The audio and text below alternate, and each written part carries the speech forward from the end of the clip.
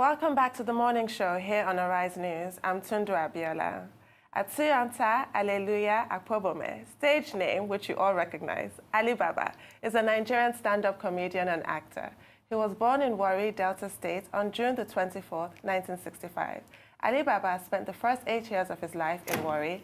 His father is a retired soldier who served in Lagos, where he had his early education before proceeding to the former Bendel State University, now known as Ambrose Alli University, Ekpoma, where he read religious studies and philosophy.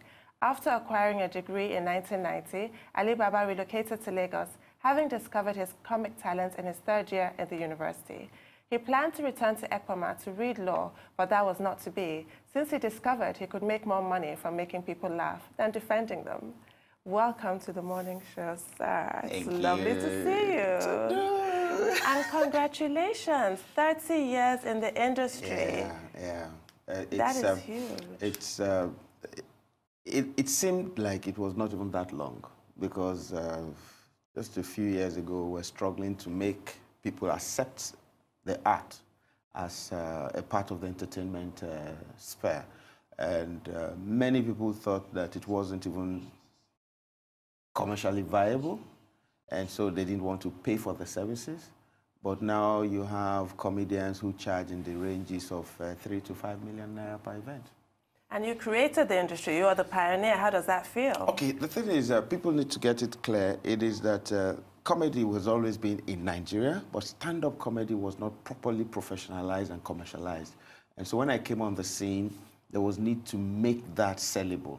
There was need to make people see the value proposition of a stand-up comedian. And we succeeded. Myself, Mohamed Danjuma, Yibo Koko, Alan Blow, and the person that should have actually driven it to the highest heights was a guy called Jude Away. But after the coup, the Oka coup, and some kind of involvement that concerned him, he relocated and left the scene. And so when I came into Lagos, I had to push it. And you pushed it very far. Well done. Thank you. So why did you decide to go into stand-up comedy as opposed to going into acting, for instance? Okay, but at the time that I went into stand-up comedy, it was accidental. I was pushed on stage because I used to just be a heckler. I'll sit in the audience and heckle anyone who is on stage. And in doing that, I found that I had a humorous streak. There was a funny bone inside me. And so I continuously make the jokes. I just make them on the spur of the moment. So it was like second nature. So I go to an event, and the event is going on, and I'll be making wisecracks from the audience that contributed to the show. So people usually get me tickets for the show. And even organizers of the show, until we had an event in school then, in 1988, where a striptease, which was a very unknown thing, unknown phenomenon to the people in the Ekpoma community. And she came on stage and did not dress down to the skin. And so, undressed to the skin. And so students went haywire, and were like, this was not what we paid for. And the organizers of the event came to me and said, can you fill in for us? What you were doing in the audience, can you do it on stage while we sort this out? And I said, okay, sure. And that was your big break. And that was my big break, 1988. Wow. How have you managed to remain so relevant for 30 years? Well, I think it's consistency and being dynamic. Stand-up comedy is a very tasking profession. It's not like a band that plays a particular popular song or several popular songs, and then you get home and go, I really don't like that band. I didn't think I liked that band or the band or enjoyed them. Stand-up comedy is immediate. The reaction is instant. Your reward is immediate. So you're on stage and you die. In stand-up comedy, dying on stage means that you did not cut across or people didn't laugh. And so as soon as you tell the joke, whether it was funny or not, you get your immediate result. And so it's different from, and another thing is, you can play a song like Moshori Ireo Eledami Modu, but you can play it 5 times at an event. You can't tell a joke twice. No. As soon as you tell the joke and people have gotten the punchline, if you start telling the joke again, you just irritate everybody. So it's more difficult. So what I decided was that I was going to be creating new jokes every day. So I tried at the beginning of my career to do about like 4, 5, 6 jokes every day. And so I have over 3,000 jokes. Interestingly, some of the jokes are the jokes that people are now rehashing, retelling, remodeling, anyhow. Do you find that flattering? Yes, yes, yes. It's really nice because, like, in 2004, I had a protest. I said I was not going to allow anyone tell my jokes. And a friend of mine, Barrister Ferry Ozako, and Upper Williams called me and said, you have to give these guys some slack. Because if you think about it, on American Idols or any of all those competitions, they allow people perform songs of Whitney, Michael Jackson, and all of them, Madonna and the rest of them, because it helps you position the talent of a person. So if they're telling you a joke, you can then sit back and just say, okay, he's doing it well.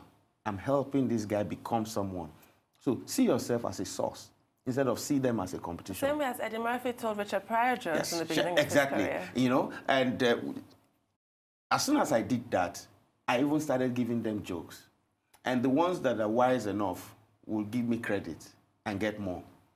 So because the jokes, at the time, it was not possible to tell who owned the joke, because the media that we have now, like social media and others, could not put credit and ownership to, or give accolades to who owned the jokes. So if you tell a joke in Lagos and 2-3 people hear the joke and go to Kaduna and tell it to another comedian, he just takes the joke and begins to live on those jokes until he gets fresh ones. So you have two kinds of comedians, the ones that make the jokes and the ones that can't make jokes but can tell them. Same as singers who need a songwriter and yes, those exactly. who generate their own Or material. you have a band, they don't release songs but they can play. So you come to your wedding and play those songs. So they're like a DJ. All right, so you have those kind of, so you can't call them comedians really in the main sense of it, but they're comedians because they can tell jokes. But it's not, so they maybe recounters.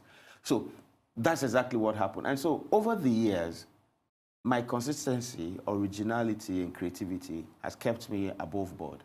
And I've learned something. The fact that I am helping to build the industry keeps me ahead of it, maybe miles ahead of a lot of other comedians. And that's what has kept me in.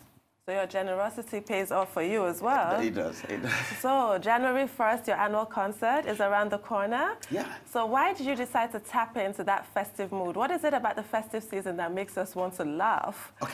The first thing was that this January 1st has been 10 years coming. We sat down, we just discovered that every January 1st, you know when people go to church, finish from church, and you have the rest of the day to yourself, people are wasted. After the crossover service, you know, you stay all night waiting for the new year to come. As soon as it bets, from 2 a.m., you are mostly awake, just celebrating the new year, and then you go to bed at about 4. All through the day, you're wasted. Sometimes you just wake up about like maybe 12 or 1, and you're thinking of where to go. Maybe a few friends will come by, or you go visit those friends.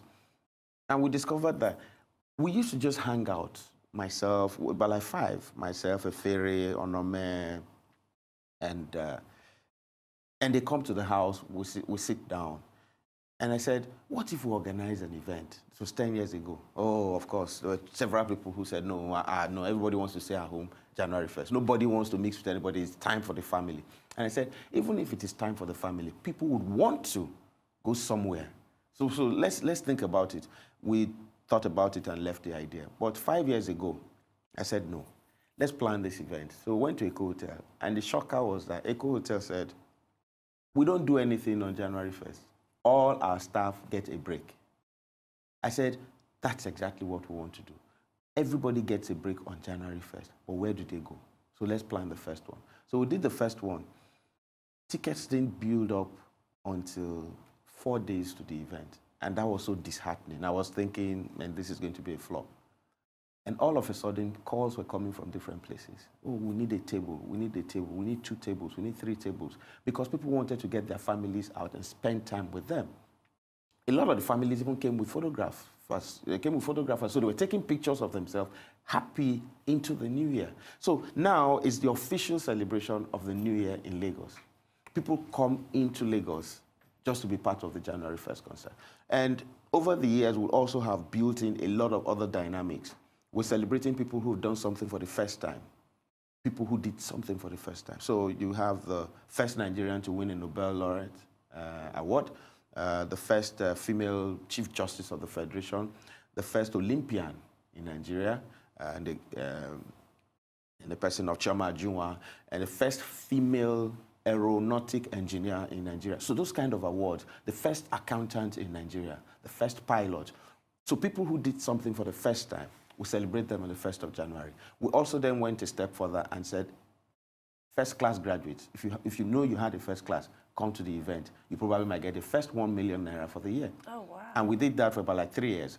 Then people now said, no, it's just too selfish. How can you give just one person 1 million? Why not spread the money around some people and empower more people to it? So we went into fashion and we said, let's get fashion designers around and see who can make the best outfit from something that is given to you in the hall. Oh, wow. And so we got them together, about like 7 of them or so. We gave them sewing machines and they went at it. The fabrics that were given to them was gold and black, and was given to them at the event. They didn't know what fabric was going to be brought. They didn't know what design. So we just said, okay, go ahead and do your designs. So while the event was going on, they were on the side, sewing and cutting out all their stuff. And by the time the event finished, the winner got 350,000 naira, got a brand new sewing machine, industrial sewing machine.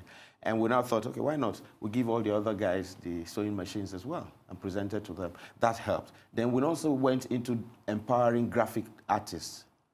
We gave them a design to do, and they designed right in the hall while that was going on.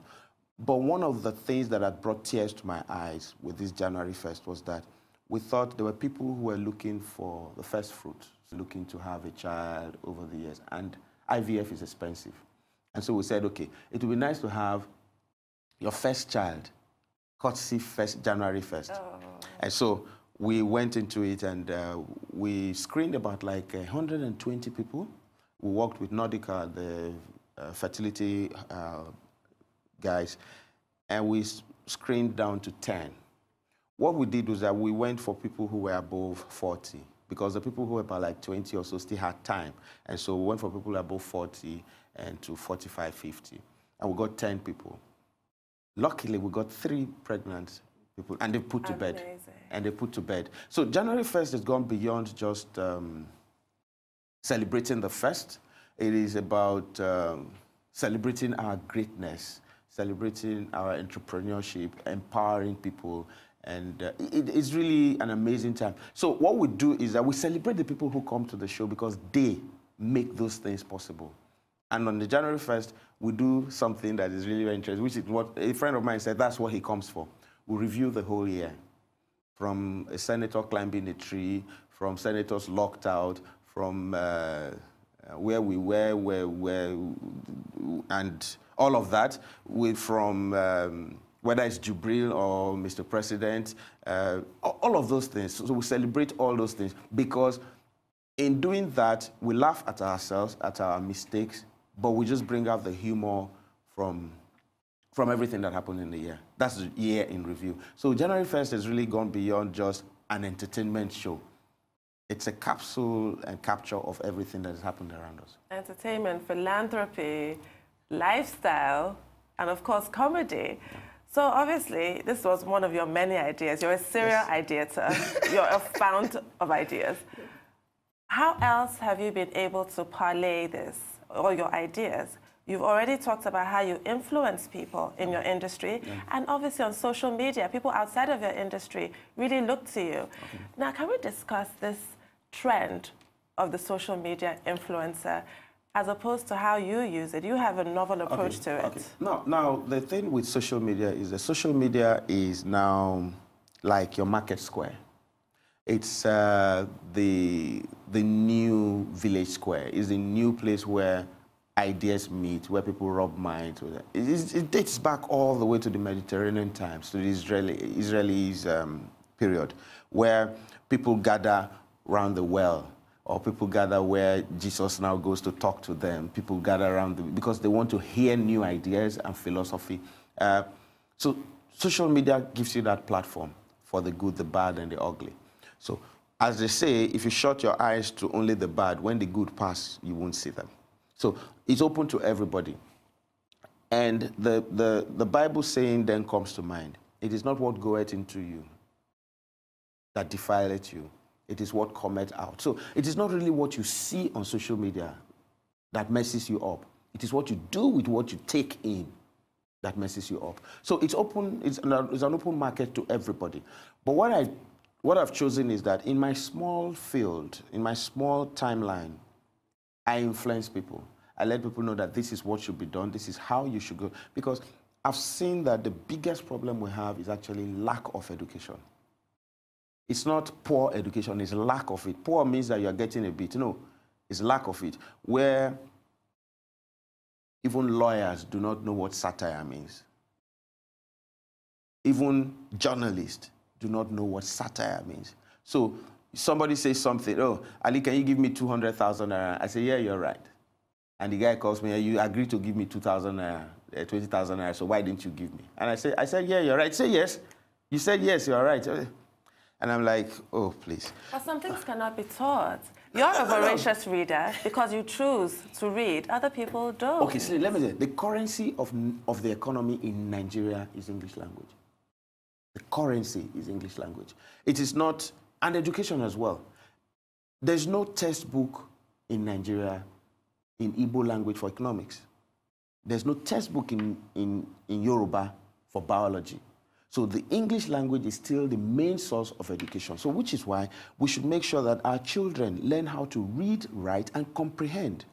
Because a lot of people now on social media, which is evident, read.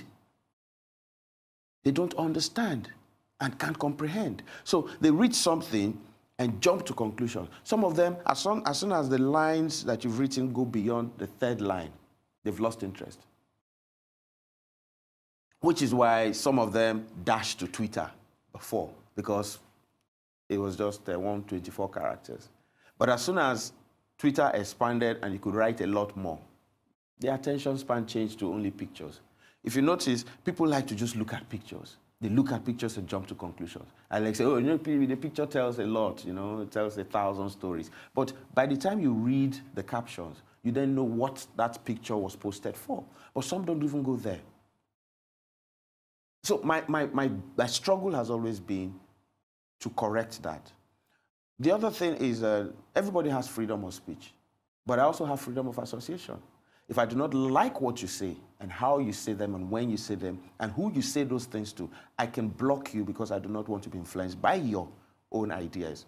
Because your thought processes should show your level of intelligence. If your thought processes are faulted or faulty, then whatever you churn out on your timeline would affect me. And if I begin to associate with you, other people will think that I agree with what you're doing. So your association on social media should be one that reflects who you are, the space you maintain, and the level of intelligence that you have. And so, like Jesus even said, if the right eye would make you sin, block it out. That's blocking. That's blocking. That's blocking. So just make sure you don't associate with people who dampen your style, people who dim your light, people who do not appreciate it. Is it not said in the Bible that you cannot throw pearls before swine? Before swines, because they will not appreciate it. So they will trample on it. And so when you allow those people into your space, there was somebody I told one time, I said, I think, because what some of them do is that when they relate with others, they're nice. In fact, they're filthy. They write all kinds of nonsense to those people. Then when they come on my page, they look like they're holy. But once in a while, I go and check what you do by relating with other people. And so when I see that, I block you. I don't need to have your negative energy, like Woodskid said. Bad energy, stay far away. So you need to push those things out of your view so that it doesn't corrupt your essence. And that influence really is important, because you do strive consistently to sort of heighten as opposed to dampen, to use your word, and you don't pander to the lowest common denominator. You don't suffer fools gladly. Yes, you don't. So how, you've done that throughout your career as a comedian on social media, which is informal in a way, but it's actually almost as impactful as your comedic career. So how far are you going to take this? This your trajectory of trying to sanitize society How else are you going to, what other avenues are you exploring? I think it's one teach one. It's, you just continue to influence the number of people that you come across. It's just as impactful as when you have a bad character. Everybody you relate with can pass that message on and say, oh, he's not a good man. Oh, he's not a good man. He's not a good man. But as you continue to live right, people will learn from it. That's not saying I'm a saint. Nobody is. Okay, that's not saying I'm a saint. It's just to say that there are certain things that should just be acceptable. One is that I tell people, I say, if the language you post on social media is not the one you can pray to God with, then don't use it. That's a good one. If you can't kneel down and you're praying to God and using all the swear words, then don't use them on my page. What about on stage? What do you think of comedians using foul language Every time a comedian does dirty jokes on stage, he cuts his market by 50%, because corporate bodies would not want to put you on their platforms with foul language. All right? It's okay for a concert at a stadium, but when it comes to corporate events, everybody stays away from it. Nobody has a keynote address and puts foul language in it. No. So it means that decorum is needed in corporate world, and to push that corporate, to push a corporate career for any comedian, you must make sure that you are above board and you do not, you don't pander to vulgar language. Are you pleased when you look back at the industry that you created and where it's heading? Well, let's say I did not even expect it to be this big, but I knew the potentials were there. Because when I started, I looked at it, I was like, how much was I getting as my allowance in school? I was getting 100 naira from my dad every month. It wasn't even regular. Sometimes you get it one month and the other month you won't get it.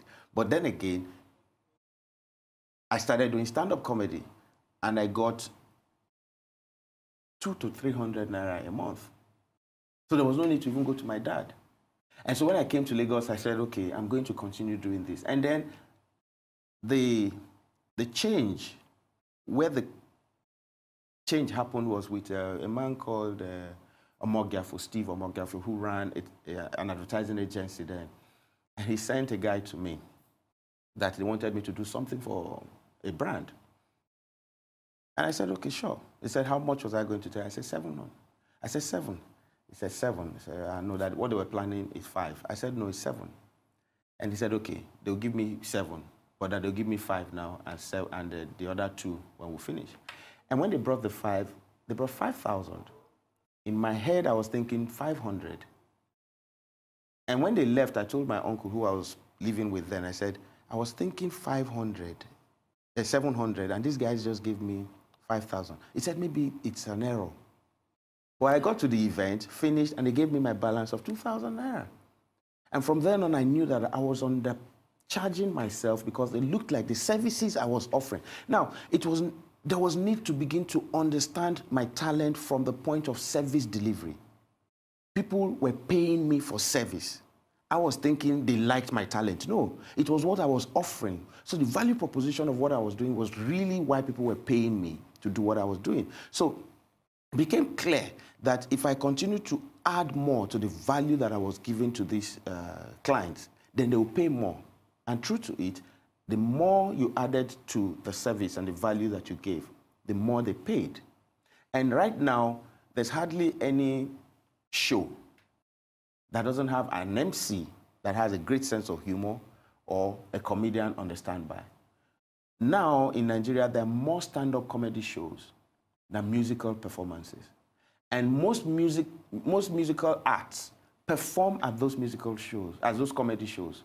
The comedians make more money because they are on the regular. Most times people tell me, oh, you know, people did not think that I was rich. Well, FIRS, not like that. People did not think that I was rich because then they felt, it's Alawada, he's just a comedian. Then most of them started paying for services and started passing the word on. I remember a lady, Akitola, Mrs. Akitola Williams. She was part of the Muson people. And so she has seen me at about like 3, 4 events at Muson within a week. And she asked me, how much do you charge? And I told her 300,000. This was in the 90s. And she was like, and you've done 3 events in this, and you perform in other places? I said, yes. You know, in Yoruba, you're a thief. So I said, I know, mommy, you know. And then she met me at another event at the Metropolitan Hotel, Metropolitan Club. And when I finished, I said, and this one, uncle? I said, no, this one is charity. Then the man brought my balance to me while she was still there. And she said, Kilele, what was this? She's such a happy soul, and she rest in peace. Now, what then happened was, people now started seeing that we're making a lot more money than they thought. You see, these days you see comedians build mansions. You see comedians live well. They live in Banana Island, they live in Lekki Phase 1, they live in top-end estates. But you can't then say there's no money in the industry, because some of them even have wives that don't work, but they live well. So if it were not for these young comedians that came on, people would not have known that we're making so much money, because Danjuma and I, we're just keeping our monies and living well. So, and there's still a lot to be done. If we're a software, we'll be about 40% to 60% loading, between 40 to 40, because there's still a lot more to be done. So in what direction is the industry heading in the future? We're still trying to see if piracy has been sorted out, the anti-piracy laws are strong, we should be able to make a lot more money. For instance, you can't then, because what is happening now is that I've done some jokes like in the 80s, 90s. Now, because of social media, somebody goes and brings them to life in a video, and it's played and it's getting 1 million views and all of that, and I don't get paid. Some time ago, somebody started a network, a telecoms company started a dial-a joke. You call in and then you hear a joke. And somebody called me and said, Ali, that thing that happened in my house, and you recorded, and you made a joke about, somebody has recorded it and put it on TV. Was that you? I said, no. So I continued to dial this and then so I called the person that told the joke. I said, that's my joke. If you commercialize it, I will not say. But if you're performing it at an event to make you a better comedian, fine. But you can't commercialize it. That's your intellectual property. Yes. So I called the owner of the telecoms, and they yanked the platform out totally. Because what is happening now is just not permissible. People just take other people's jokes that they worked to create, and you put it on and turn it into a video. So you should pay me for the content, for the original idea. Beyond that, it is that the comedians now, you're beginning to get all shades, because they see that there's money in it. It's easy money too, the way they think about it. Easy money if you're not the one creating the jokes. So you just come in, take the jokes, and tell them. So that's fun. But before you go, if I may impose, can we be so lucky as to get one joke from you? Oh yes, of course, of course. But that would mean that if I were Anthony Joshua and I come on this show, you would ask for a punch. No. Will you? So you're not getting any joke? I knew you were going to say that, but it's worth a try. I had to try. Thank you so much, Thank you so much. Alibaba. Thanks it was for an having absolute me. pleasure. Merry Christmas again. I wish you the same.